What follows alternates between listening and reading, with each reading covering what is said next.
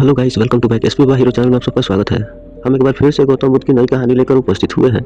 ये कहानी है काम वासना मिटाने के लिए एक वैश्या ने गौतम बुद्ध के पास कैसे पहुंची। ये कहानी बहुत ही ज्ञानवर्धक है, तो कृपया करके इस कहानी को पूरा और ध्यान से सुने और हो सके तो अपने प्रियजन को भी शेयर कर दे ताकि उनको भी पता चले कि गौतम बुद्ध के पास एक वैश्या कैसे पहुंची अपनी काम वासना को मिटाने के लिए।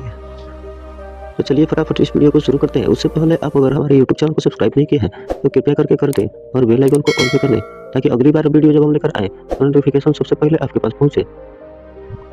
गौतम बुद्ध के समय में वैशाली राज्य में एक प्रसिद्ध गणिका रहा करती थी जिसका नाम अमरपाली था। वह बहुत ही सुंदर थी और उससे नगर वधू भी घोषित किया गया था। अमरपाली इतनी सुंदर थी कि उसके महल के द्वार पर सदा सोने के रथ खड़े रहते थे, यहाँ तक कि महाराजाओं को भी उसे मिलने के लिए इंतजार करना पड़ता था।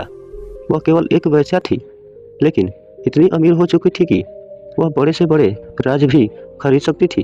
अमरपाली का शरीर जितना सुंदर था उससे भी कई अधिक सुंदर उसकी आत्मा थी जो कि सच्चे प्यार के लिए तरस रही थी। अमरपाली खुद से वैश्या नहीं बनी। अमरपाली के वैश्या बनने के पीछे एक कहानी है। अमरपाली अपने ग्राहकों को बहुत प्यार करने की दिखावा करती थी क्योंकि उसे इसके लिए भुगतान किया जाता था, लेकिन अंदर से वह उनसे बहुत नफरत करती थी क्योंकि वह सभी उसका इस्तेमाल एक भोग के वस्तु के रूप में किया करते थे, एक इंसान के रूप में उसका सम्मान नहीं करते थे। एक दिन अमरपाली अपने महल के बालकनी में खड़ी थी। अचानक उसने अपने महल के सामने से एक युवा बौद्ध भिक्षुक को गुजरते हुए देखा और लोगों को खुद की ओर आकर्षित करने की अद्भुत शक्ति थी। युवा बौद्ध भिक्षु ने ऊपर की तरफ देखा तो अमरपाली उनको ही देख रही थी। युवा भिक्षु ने अमरपाली की ओर देखते हुए बेहद सम्मान भाव से अमरपाली को प्रणाम किया। अमरपाली एक तक उसी युवा भिक्षु को देख रही थी क्योंकि पहली बार किसी ने अमरपाली को सम्मान की नजर से देखा था। किसी ने पहली बार उसे इंसान होने का एहसास दिलाया था। अमरपाली तुरंत सीढ़ियों से नीचे उतरी और बाहर आकर उसी युवा बौद्ध भिक्षु के पास से पैर छुए और कहा, प्रभु कृपया आज के दिन आप मेरे महल में बिताएं और भोजन स्वीकार करें। आगे अमरपाली ने कहा, कृपया मेरे निमंत्रण को नकारे ना, क्योंकि पहली बार मैंने किसी को निमंत्रण दिया है और सम्राटों द्वारा आमंत्रित किया गया है। यह मेरा पहला निमंत्रण है। युवा भिक्षु ने सम्मानपूर्वक अमरपाली का निमंत्रण स्वीकार करते हुए भोजन ग्रहण किया। भोजन देने के बाद अमरपाली ने कहा, प्रभु आज से 3 दिन के बाद बारिश का मौसम शुरू होने वाला है जो कि 4 महीने तक रहेगा। मैं आपको अपने घर में 4 महीने तक रहने के लिए आमंत्रित करती हूँ। मैं आपको पूरे रूप से आश्वस्त करती हूँ कि मैं किसी प्रकार से आपके ध्यान की बाधा नहीं बनूंगी, बल्कि जितना मुझसे हो सकेगा आपके ध्यान की सुविधाओं को सुगम बनाने का प्रयास करूंगी। अगर वह मुझे अनुमति दे तो मैं आपके महल में आश्रय अवश्य ग्रहण कर लूंगा। इतना कहकर वह बौद्ध भिक्षु वहां से चल गए। भिक्षु बुद्ध के पास पहुंचा और अमरपाली के प्रस्ताव के बारे में कुछ बताता उससे पहले वहां पर मौजूद अन्य भिक्षु बुद्ध के पास पहुंच गए और कहा, बुद्ध आप उसे युवा भिक्षु को रोकिएगा। अमरपाली ने उसे 4 महीने रहने के लिए अपने घर पर बुलाया है। अमरपाली एक वैश्या है और एक भिक्षु एक वैश्या के घर 4 महीने रहे, यह सही नहीं है। इससे हमारे संग में गलत संदेश जाएगा। बुद्ध ने कहा, कृपया आप लोग शांत हो जाइए और उसे भिक्षु के आने का प्रतीक्षा करें। थोड़ी देर बाद युवा भिक्षु बुद्ध के पास आया, बुद्ध के पैर छुए और उन्हें पूरी कहानी सुनाते हुए कहा, सुबोध नगर की एक अमरपाली नाम की महिला ने मुझे बारिश के 4 महीने अपने घर पर रहने के लिए आमंत्रित किया है। मैंने उसके निमंत्रण का अभी कोई जवाब नहीं दिया है। मैंने उसे कहा है कि अगर आप मुझे उसके घर पर रहने की आज्ञा देंगे तभी मैं उसके घर पर रहने जाऊंगा। अतः बुद्ध आप जो कहेंगे मैं वही करूंगा। उस युवा शिष्य ने अमरपाली के विषय में वैसे शब्द का प्रयोग न करते हुए केवल महिला शब्द का प्रयोग किया।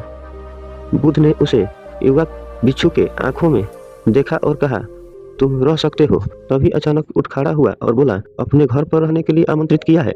बुद्ध ने कहा, जानता हूँ, और क्योंकि इसने वैश्या शब्द का प्रयोग नहीं किया, अर्थात यह है कि इसके मन में उसके लिए सम्मान का भाव है।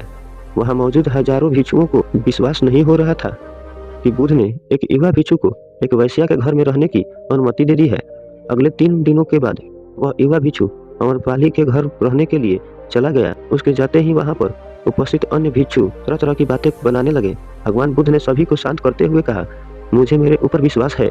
मैंने उसकी आंखों में देखा है कि उसके भीतर तनिक भी भूख की इच्छा नहीं थी। अगर उसे भिक्षु का ध्यान गहरा है तो वह अमरपाली के हृदय को परिवर्तित कर देगा, और अगर भिक्षु का ध्यान गहरा नहीं है तो अमरपाली अपने शरीर आकर्षण से भिक्षु को परिवर्तित कर देगी। यह एक प्रश्न है, ध्यान और शरीर के मध्यम, जिसका उत्तर हमें 4 महीने के बाद मिलेगा।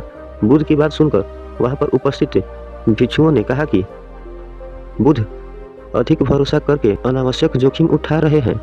वह अमरपाली बहुत सुंदर है। समय आरंभ हुआ, 4 महीने का समय खत्म हुआ और युवा भिक्षु वहां वापस आया।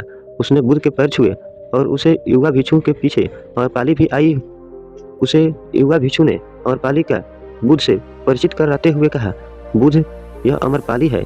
इसकी आत्मा इतनी ही शुद्ध है जितनी आप संकल्प कर सकते हैं। अमरपाली ने बुद्ध के पैर छुए और कहा, मैं पहली बार देखने भर से इस युवा भिक्षु से प्रेम करने लगी थी, इसीलिए मैं इस युवा भिक्षु को अपने सौंदर्य से कई बार आकर्षित करने का प्रयास किया, लेकिन मैं पूरे रूप से असफल रही। इसकी वजह से मैं कुछ आप सबको दान में देना चाहती हूँ। मैं आजीवन ध्यान में बिताना चाहती हूँ। इसके बाद अमरपाली बुद्ध के शिष्यों में पहली महिला हुई जिन्हें आत्मज्ञान की प्राप्ति हुई। वैश्याओं के संगीत में से डरते हो तो उसे वैश्या से कोई लेना देना नहीं है। फलिक वह डर तुम्हारे मन की उपज है, क्योंकि तुमने अपनी कामुकता को बढ़ाया दिया है और कामुकता ऊर्जा को दबाया नहीं जा सकता, इसे केवल रूपांतरित किया जा सकता है। बुद्ध की कहानी आपको कैसी लगी? अगर अच्छी लगी होगी तो हमारे YouTube चैनल को सब्सक्राइब करके बेल आइकन पर ऑल पे कर दीजिएगा। इस वीडियो को पूरा देखने के लिए दिल से धन्यवाद। आपका दिन मंगलमय हो। धन्यवाद।